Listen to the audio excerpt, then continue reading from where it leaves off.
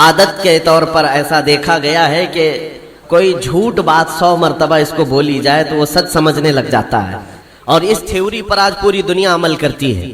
پوری دنیا کسی چیز کو ٹارگٹ کر کے بار بار بولتی ہے تاکہ لوگوں کے ذہنوں میں ایک بات بیٹھ جائے۔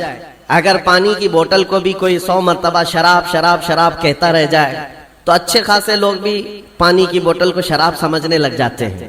حقیقت ایسا نہیں ہے۔ اسی لیے میرے عزیزوں، آج کے اس دور میں اپنے نوجوانوں سے اور سب سے یہی کہتا ہوں، یہ پھیلائے ہوئے پروپیگنڈے کی طرف نہیں جانا، اور نہ ہی دنیا کیا کہتی ہے اس کی طرف توجہ کرنا۔ صرف اور صرف ذہن میں ایک بات یاد رہے، اللہ اور اس کے رسول راضی ہیں تو پوری دنیا روٹتی ہے تو روٹے، اس سے ہمیں کوئی فرق نہیں پڑتا۔ اللہ اور اس کے رسول اگر راضی ہیں، کیونکہ حساب و کتاب بھی اللہ کے پاس ہونا ہے، سزا اور جزا بھی اللہ ہی کے ہاں ہونا ہے، تو دنیا کو راضی کرتے کرتے کئی لوگوں کو ہم نے دیکھا وہ کتے بن گئے بیچارے۔ دنیا داروں کو راضی کرتے کرتے اپنی حیثیت بدل ڈالی، مومن تھے تو کافر بن گئے، سیکولر بننے کے چکر میں، لوگوں کو راضی رکھنے کے چکر میں اپنی شناخت تک کھو دیے، لیکن اس کے باوجود ان سے دنیا راضی نہیں ہو سکی۔ موت تک دنیا نہیں راضی ہوتی ہے۔ ایک مشن لے کر کے چلو میرے عزیزوں۔ میں نے بہت سارے لوگوں کو زندگی میں دیکھا ہے، سیکولر بننے کے چکر میں اس پارٹی والے کو بھی راضی رکھنا ہے، اس کو بھی راضی رکھنا ہے، اور اپنی قوم کو بھی راضی رکھنا ہے، اور وہ سب کو راضی رکھنے کے چکر میں ایسا کتا بن جاتا ہے، دھوبی کا کتا، نہ گھر کا نہ گھاٹ کا، ادھر کا بھی نہیں رہا ادھر کا بھی نہیں رہا، سب کو مناتے مناتے رہ گیا۔ میں یہ نہیں کہہ رہا کسی کو منانا نہیں چاہیے، لیکن دنیا کو راضی کرتے کرتے اپنی آئیڈینٹی اور اپنا ضمیر بیچ دینا اور اپنا دین اور ایمان کھو دینا، یہ کہاں کا انصاف ہے؟ اور سب کرنے کے باوجود بھی دنیا راضی نہیں ہوتی تو کرنا کیا چاہیے؟ بس بات اتنی ہے، اس دنیا کو اوپر سے لے کر نیچے تک کرنے سے بھی راضی نہیں ہوئی، لیکن میرا مولا صرف ایک سجدے سے راضی ہوتا ہے۔ میرے مصطفیٰ کریم صلی اللہ علیہ وسلم صرف ایک پکار پر راضی ہوتے ہیں، تو پھر کیوں نہ ان درباروں میں ہم اپنے آپ کو بیچ دیں جہاں جلدی سے جواب آتا ہے۔ یہی ہماری زندگی کا مشن ہو۔ نوجوانوں، آج مجھے جو بات عرض کرنی تھی وہ یہ ہے، قرآن نے یہ کہا ہے کہ جو جھاگ ہے وہ اڑ کر چلا جائے گا۔ جھاگ سمجھتے ہوں گے، جھاگ سمندر کے اوپر جو کف ہوتا ہے، یا کسی بالٹی میں آپ پانی ڈال کر سرف ڈال کر ہاتھ گھمائیں تو جو کف آتا ہے یہ جھاگ ہے، اور اس کی کوئی ویلیو نہیں ہوتی، ہوا آئی تو اڑ جاتا ہے۔ قرآن کہتا ہے یہ جھاگ جو ہے یہ اڑ کر چلا جائے گا۔ وَأَمَّا مَا يَنْفَعُ النَّاسِ، اور جو لوگوں کو نفع دینے والا ہے وہ ہمیشہ زمین میں برقرار رہے گا۔ اور نبی کریم صلی اللہ علیہ وسلم کی حدیث میں بھی یہ جھاگ کا لفظ ملتا ہے۔ کس لیے میں عرض کر رہا ہوں آپ کو بتاتا ہوں۔ یوشک ان تداعى علیکم الامم کما تداعى الاکلۃ الی قصعتها، حضور پاک صلی اللہ علیہ وسلم فرماتے ہیں ایک زمانہ تم پر ایسا آئے گا کہ ساری قومیں تم پر ایسے جھپٹ پڑیں گی جیسے بھوکا برتن پہ جھپٹتا ہے، سارے لوگوں کا ٹارگٹ تم ہی رہو گے۔ وہ زمانہ آج ہے، ہر ایک کا نشانہ ہم ہی تو بنے ہوئے۔ آج یہودیوں کا ٹارگٹ بھی ہم ہی ہیں، عیسائیوں کا ٹارگٹ بھی ہم ہی ہیں، چاہے وہ کفار و مشرکین ہو، ہمارے یہاں کے سب کا ٹارگٹ ایک ہی ہے، اسلام اور مسلمان۔ اور حضور نے فرمایا تھا یہ ایک زمانہ ایسا آئے گا۔ تو صحابہ نے پوچھا تھا اس وقت، یومئذ نحن من قلۃ یا رسول اللہ، اے اللہ کے رسول کیا اس زمانے میں ہماری تعداد بہت کم ہوگی؟ نبی پاک صلی اللہ علیہ وسلم فرماتے ہیں وَلَكِنَّكُمْ كَثِيرُونَ غُثَاءً كَغُثَاءِ الْبَحْرِ، نہیں تمہاری تعداد تو بہت زیادہ ہوگی لیکن تمہاری حیثیت سمندر کے جھاگ کی طرح ہوگی، سمندر کے جھاگ کی طرح۔ اب یہ جھاگ کا لفظ آیا، جھاگ اس کو کہتے ہیں جس کی اپنی پیورٹی نہیں ہوتی، ویلیو نہیں ہے، اس کا زمین میں قرار نہیں ہے، وہ موسم سے بنا اور موسم میں اڑ گیا، ہوا سے نکل گیا۔ اور یہ آج کثیر تعداد کو دیکھ کر کے اندازہ ہو رہا ہے یہ جھاگ ہے، ورنہ پوری دنیا میں آج 100 کروڑ سے زیادہ مسلمانوں کی تعداد، آپ کو اندازہ ہے 1 ارب سے زیادہ کی تعداد مسلمانوں کی ہے۔ 57 ممالک اسلامی ہیں، اسلامی نام سے جو کنٹریز ہیں وہ 57 ممالک ہیں، اتنی بڑی تعداد، لیکن آج ہمت کیسی ہے غیروں کی، کفار و مشرکین کی، جس طرح سے وہ چاہے مسلمانوں کے ساتھ آج کھیلتے ہیں، اور اتنی بڑی تعداد کے ہوتے ہوئے کوئی کچھ نہیں کر پاتا۔ وجہ کیا ہے؟ یہ جھاگ ہے، اس جھاگ کو پیوریٹی میں بدلنے کی آج ضرورت ہے، تعداد نہیں۔ اسی لیے میں ایک جملہ اکثر کہا کرتا ہوں، اسلام میں کوانٹیٹی نہیں کوالٹی دیکھی جاتی ہے۔ اسی کوالٹی کا نام اخلاص ہے، اسی کوالٹی کا نام پیورٹی ہے۔ جو اصل چیز ہے وہ ختم ہونے آ گئی۔ آپ کو اندازہ ہے ایک وہ دور ہے جب رسول کریم صلی اللہ تعالی علیہ وسلم کے ساتھ صرف 1200 صحابہ ہیں، اور آپ کا ایک قاصد، حضور پاک کے ایک سفیر جو تبوک کے مقام پر جا رہے تھے۔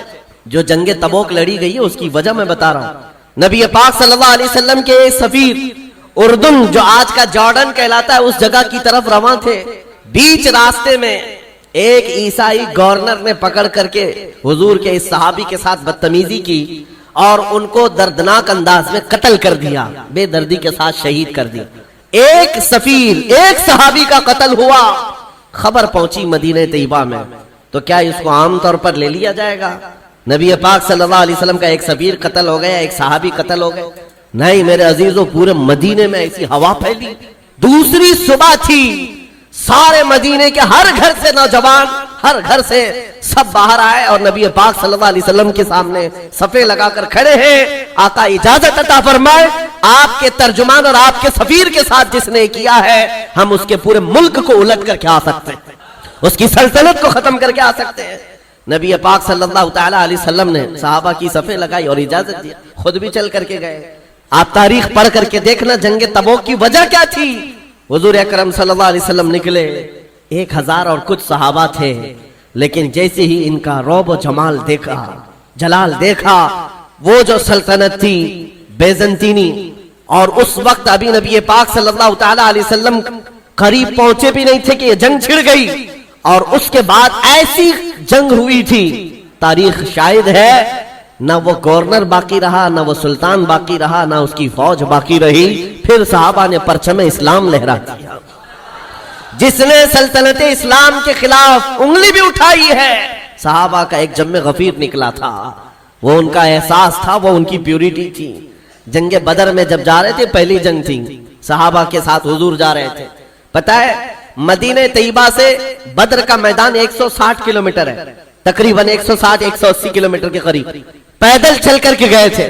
اور وہاں جانے کے بعد جو صحابہ ہیں ان کو حضور پاک نے ایک خطاب کیا تھا رات کو کہ اگر تم میں سے کسی کو مدینہ واپس جانا ہے تو چلے جاؤ۔ سختیاں بڑھ گئی، 1000 سے زیادہ کافر آ گئے، ہتھیار جنگ سب لے کر کے۔ تو صحابہ کیا کہتے جانتے ہیں؟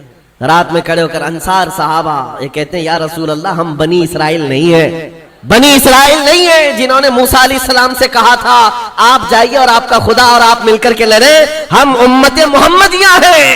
یا رسول اللہ آپ تو بدر تک لائے ہیں جو 160 کلومیٹر کا سفر ہے، اگر میرے آقا آپ 1000 کلومیٹر دور یمن تک بھی لے جاتے، ہم میں سے کوئی پلٹ کر کے نہیں دیکھتا، آپ کے ساتھ چلتے۔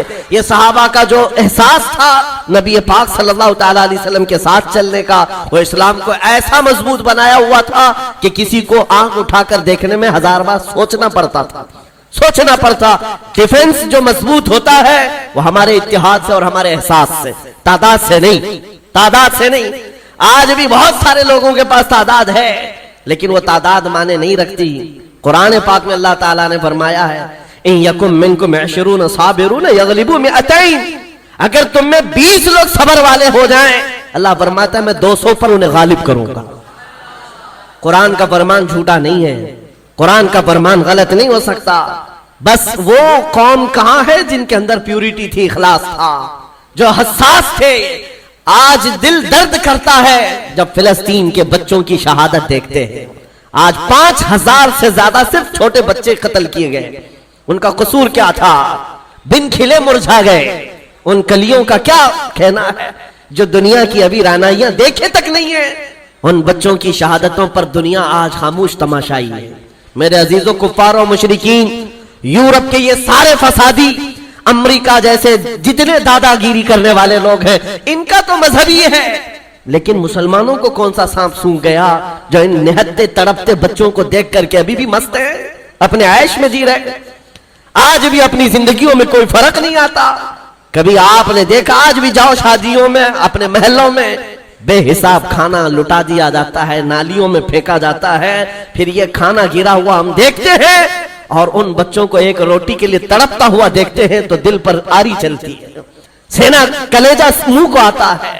امت محمدیہ آج ایسے کیسے ہو گئی؟ کس ڈگر پر چل پڑی؟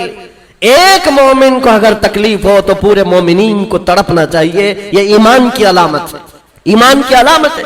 نبی کریم صلی اللہ علیہ وسلم نے فرمایا مثل مؤمن کمثل جسد اذا اشتكى عضو تداعى له سائر الجسد بالسهر والحمى. تمام مومنین ایک جسم کی طرح ہے. ایک عضو کو تکلیف ہو تو پورا جسم تکلیف میں بیمار ہو جاتا ہے, بخار زدہ ہو جاتا ہے. آج نہ ان کی عیاشیوں پر کچھ فرق آیا. دبئی والے, سعودی والے, بحرین والے, قطر والے, ان سب کی عیاشیوں پر کوئی فرق نہیں پڑا. یہ اللہ کے عذاب کے آنے کی علامات بھی ہیں. میرے عزیزو اندازہ کرو, جب کسی کا گھر جل رہا ہے پڑوس میں تو یہ سوچ کر خاموش نہیں بیٹھنا میں محفوظ ہوں. اس کی ایک چنگاری تمہارے گھر کو جلانے کے لیے کافی ہے. وہ چنگاری جب اڑ کر آئے کہ ہمارے گھر ہمارا سارا آشیانہ خاکستر کرے گی. آج میں اس لیے عرض کر رہا ہوں, احساس اگر نہیں ہے تو مومن بھی نہیں. احساس, آپ یہ سوچتے ہوں گے ہم فلسطین کے بارے میں, غزہ کے ان نہتے بچوں کے بارے میں تقریر کرتے ہیں, بیان کرتے ہیں, ہم یہاں بیٹھ کر کے کیا کر سکتے ہیں؟ ہر ایک کے ذہن میں یہی بات آتی ہے. ہم نہ جا سکتے ہیں, نہ چل سکتے ہیں. ارے مدد بھیجنے والوں کی مدد تک نہیں جاتی, ہم یہاں کیا کریں؟ ایک دولت ہے, ایک دولت ہے, وہی حساس جس کو کہتے ہیں. احساس جس مومن کے دل میں آئے تمہیں اندازہ نہیں, عرش الہی کو ہلا دیتی ہے, عرش الہی کو ہلا دیتی ہے مومن کا احساس کا درد. آپ یہاں بیٹھ کر کے اگر وہ احساس کرتے, آپ کو اندازہ ہے ہمیں احساس ہی تو اسلام نے سکھایا ہے. نبی کریم صلی اللہ تعالیٰ علیہ وسلم کی اس امت میں اگر احساس نہیں, جہاں صحابہ کو حضور نے یہ تعلیم دیا تھا. آپ کو پتہ ہے مدینہ طیبہ میں ایک مہمان آئے حضور کی بارگاہ میں, حضور کی بارگاہ میں ایک مہمان ہے اور نبی پاک صلی اللہ تعالیٰ علیہ وسلم کے گھر فاقہ ہے. حضور نے صحابہ سے کہا کوئی ہے جو میرے مہمان کی مہمان نوازی کرے, اللہ اس کی مہمان نوازی کرے گا. حضرت ابو طلحہ انصاری کھڑے ہوتے ہیں, کہا یا رسول اللہ میں آپ کے مہمان کو لے جاتا ہوں. ان کو خود کو خبر نہیں ہے گھر میں کچھ ہے بھی یا نہیں, مہمان کو لے کر چل پڑے. جب گھر آئے بیوی سے کہا رسول اللہ کے مہمان گھر آئے ہیں. بیوی نے کہا آپ نے پوچھا اوچھا کچھ نہیں, گھر میں صرف ایک آدمی کا کھانا ہے, ایک ہی آدمی کا کھانا ہے, میں ہوں, آپ ہیں اور بچے ہیں, 2 بچے ہیں ان کے. بیوی نے یہ کہا تو آپ گھبرائے, کہا ایک آدمی کا کھانا ہے, مہمان گھر پر آیا ہے. اور خاتون بھی کیسی ہے, صحابیہ ہے, کہتی ہیں گھبرائیے مت, اللہ کے رسول کے مہمان آئے, میں بچوں کو تھپک کر کے سلا دوں گی, میں سلا دوں گی, آج کی رات وہ نہیں کھائیں گے. رسول اللہ کے مہمان گھر پر ہیں. اور اس کے بعد خاتون کہتی ہے جب میں دسترخوان پر کھانا لا کر کے رکھوں گی, چراغ آپ پھونک کر کے بجھا دینا, اور آپ کھانے جیسی حرکت کرتے رہنا, مہمان کھاتا رہے, آپ کھانا نہیں بس منہ چھپاتے رہنا اس کے سامنے بیٹھ کر اندھیرے میں, مہمان پیٹ بھر کر کھا لے گا, میں اور آپ ایسے ہی صبر کر لیں گے, اللہ کے رسول کے مہمان کو تو کھلائے. یہ صحابہ کا تھا معاشرہ. مہمان کو دسترخوان پر بٹھایا, بچوں کو تھپک کر سلایا. جب کھانے کا وقت آیا تو آپ نے چراغ گل کر دیا اور کھانا رکھا, مہمان سے کہا کھاؤ. مہمان نے کہا آپ بھی کھائیے, کہا ہم بھی کھا رہے ہیں, اور خالی سوکھا منہ چباتے رہ گئے. اور مہمان اس اندازے میں کہ سب کھا رہے ہیں, پیٹ بھر کر کھانا کھا لیا اور سوئے. صبح اٹھنے سے پہلے جبرائیل امین حضور کی بارگاہ میں آئے, کہا یا رسول اللہ صلی اللہ علیہ وسلم آپ کے مہمان کے ساتھ آپ کے صحابی نے جو سلوک کیا ہے پورے آسمان کے ملائکہ میں اس کا چرچا چل رہا ہے, اس کا چرچا فرشتوں کے درمیان چل رہا ہے. یہ تھا میرے نبی کا معاشرہ. احساس, کسی ایک کے لیے اپنا پورا نچھاور کر دینا. جنگ موتا کے درمیان ایک پانی کی کھٹوری پر 3 لوگوں نے جان دے دی تھی. یہ بھی واقعات مشہور ہیں. ایک بکری کے گوشت کا بھنا ہوا سرا کسی کے گھر میں آ جائے, صحابی اپنے پڑوس میں بھیجتے رہے اور وہ پورے مدینے میں گھومتا تھا. ہر صحابی یہ خیال کرتا شاید میرا پڑوسی بھوکا. یہ معاشرہ میرے نبی کا بنایا ہوا تھا. آپ کو پتا ہے حضرت عمر فاروق رضی اللہ تعالیٰ عنہ کا دور ہے جب آپ رات کے وقت تنہا نکل پڑتے تھے اپنے خادم کے ساتھ مدینے کے حالات کو معلوم کرنے کے لیے. اپنے ایک خادم کے ساتھ کہیں سے گزر رہے تھے, ایک گھر سے کراہنے کی آواز آئی, ایک عورت کے رونے کی آواز آئی, رک گئے. اور آپ کے چہرے پر نقاب پڑا رہتا تھا, امامہ شریف اور نقاب جس طرح سے عربوں کا رواج ہوتا. اس گھر کے باہر کھڑے رہے, کھٹکھٹایا تو ایک شوہر, اس کا شوہر باہر آیا, پوچھا کیا بات ہے. مرد نے کہا میری بیوی کے ولادت کا وقت قریب آ گیا ہے, حاملہ تھی, بچہ پیدا ہونے کا وقت قریب آ گیا ہے اور وہ درد زہ سے تڑپ رہی ہے, لیکن دیکھنے کے لیے عورت کوئی نہیں ہے, کوئی عورت قریب میں نہیں ہے. खलीफतुल मुस्लिमीन है वक्त का, जिसके नाम से कैसर और किसरा कांपते हैं। दौड़ कर अपने घर गए, अपनी बीवी और अपनी बहू को भेजा, तो जाओ फलां घर में एक बच्ची की विलादत, एक औरत दर्द ज़ह में है, बच्चे की विलादत होने वाली है।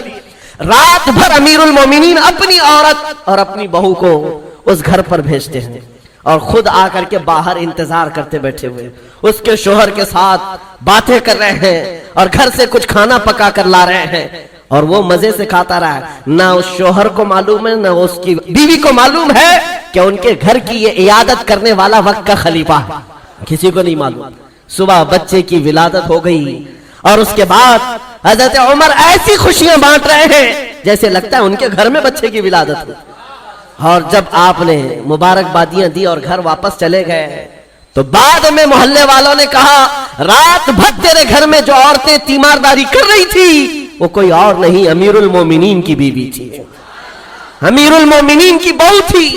ये एहसास था, एक औरत के दर्द की आवाज आए तो खलीफा बेचैन हो जाता। आज फिलिस्तीन से उठने वाली आवाजों से किसी की नींद पर फर्क नहीं पड़ता, किसी की नींद खराब नहीं होती। वक्त के अय्याश हुक्मरान, जालिम हुक्मरान अपनी कुर्सियों पर वैसे ही मजे ले रहे हैं, बल्कि बसा औकात ऐसा लगता है ये बच्चों की और बच्चियों की झिझोड़ने वाली आवाज इनकी कुर्सियों को क्यों नहीं हिलाती। याद रखो, कुरान पाक में अल्लाह ने फरमाया, व इज़ल मौऊदतु सुइलत बिअय्यि ज़ंबिन कुतिलत, उन बच्चों को जो आज मार दिया गया है, ये सूरह तकवीर की आयतें बता रही हैं, ये कयामत के दिन बच्चियां उठाई जाएंगी और रब ताला से पूछेंगी, मौला मुझे बता किस जुर्म में मुझे मारा गया था, मेरा गुनाह क्या था जो मुझे कत्ल किया गया। आज यूरोप के दरिंदे और इजराइल के जितने सालिम उनके कत्ल में शरीक हैं, वो अलग कातिल है, लेकिन ये चुप्पी और ये खामोशी पूरी दुनिया की ये अलग कातिल है, ये अलग कातिल है। दर्द हमें इस बात का हो रहा है, इसीलिए शायर ने कहा था, न इधर उधर की बात कर, मुझे ये बता कि काफिला लुटा क्यों, मुझे रहजनों से गरज नहीं, तेरी रहबरी का सवाल है। डाकुओं का काम ही है डाका डालना, डाकुओं का काम ही है माल छीनना, लेकिन सवाल तो तुम्हारी रहबरी का है। ये हालात कब बदलेंगे मेरे अजीजों? उस वक्त बदलेंगे जब हमारा जवान एहसास की जिंदगी जीने लग जाए। आज हमें अफसोस है और अलमिया है, हम उन जालिम हुक्मरानों के खिलाफ आवाज उठाते हैं जिनके ऐश में कोई कमी नहीं होती आज, लेकिन उनको कोस करके बोल करके आपको ऐसा लगता है यहां क्या होने वाला है। होने वाला ये है, आपको हम नसीहत कर रहे हैं, अल्लाह ने आपको जो मनसब दिया, आप तो अय्याश ना बनो, आप तो इस तरह की बेहिसी की जिंदगी ना गुजारो, लापरवाही की जिंदगी आप तो ना गुजारो। कभी दस्तरखान पर बैठे हो, नरम ग़िज़ाएं खा रहे हो और तुम्हारे भाइयों और बहनों के चीखने की आवाज आई, तो क्या ये नरम ग़िज़ाएं तुम्हारे हलक से उतरती हैं? कोई माँ तड़प रही हो सामने, तो क्या ये नरम ग़िज़ाएं तुम्हारे हलक से तड़प गुजरती है? जब खाना हलक से नहीं जाता, तो मैं उन नौजवानों से पूछता हूं, आज भी रात भर नुक्कड़ पर बैठ करके तुम जो अय्याशियां कर रहे हो, तुम्हारी पूरी रात जो गेम में गुजर जाती है, इंटरनेट पे गुजर जाती है, तुम्हें इस दर्द का एहसास कब होगा? आशियाना लुटता चला गया और अब भी अगर एहसास नहीं आया तो कब आएगा? शायर ने कहा था, जगह जगह के थक चुके हैं तुम्हें ये हंगामे, नशाते लज्जते ख्वाबे गिरां बदल डालो, गलत रवि से मनाजिल का बोध बढ़ता है, मुसाफिरों रविशे कारवां बदल डालो। ये जिस तरह की जिंदगी गुजारने के हमने उसलूब बनाए हैं, आज क्या ये अलमिया नहीं है? करोड़ों की तादाद होने के बाद हर ऐरा गैरा नत्तू खेरा आंख दिखाता है, हर कुत्ता हम पर भौंकने लगता है। वजह सिर्फ यही है कि ईमान की कमजोरी है, ईमान की कमजोरी है। नबी पाक सल्लल्लाहु ताला अलैहि वसल्लम से बढ़ करके तुम्हारे पास दरवाजा कौन सा था जहां अगलों ने भी इज्जत पाई, पिछलों ने भी इज्जत पाई? सारी इज्जत का दारो मदार मेरे मुस्तफा के कदम थे। और आज कुल मिलाकर के मैं अपनी गुफ्तगू को आखिरी दर्जे पर लाता हूं ये कहते हुए, सबसे बड़ा हसास इस दुनिया में कोई था जो दर्द का एहसास करता था, तो वह आमिना का लाल मदीने का ताज था, जिसके बारे में मेरे इमाम ने कहा था, जो न भूला हम गरीबों को रजा, याद उसकी अपनी आदत कीजिए। हुजूर पाक सल्लल्लाहु ताला अलैहि वसल्लम पर आज क्या गुजरती होगी, तुम्हें अंदाजा है इस बात का? हुजूर अकरम सल्लल्लाहु अलैहि वसल्लम ने फरमाया, अगर तुम्हारे तलवों में कांटा भी चुभ जाए तो उसका दर्द मुझे भी होता है। यह उम्मतियों के बारे में हुजूर का फरमान है। اور جہاں اس نبی کے ان امتیوں کو جو ہمیشہ بیت المقدس کی حفاظت کے لیے اپنی جان وقف کر چکے، جب کاٹا جا رہا ہو، مارا جا رہا ہو، ٹکڑوں میں بدل دیا جا رہا ہو، نبی پاک صلی اللہ تعالی علیہ وسلم پر کیا گزرتی ہوگی؟ آپ یہ سوچتے ہوں گے مدد کیوں نہیں آتی؟ مدد آئے گی، لیکن یہ امتحان کی گھڑی ہے، پوری دنیا کو دیکھا جا رہا ہے اس میں کتنے پیوریٹی والے ہیں، اخلاص والے کتنے ہیں، اور کتنے صرف تماشا دیکھنے والے ہیں، یہ بھی دیکھا جائے گا۔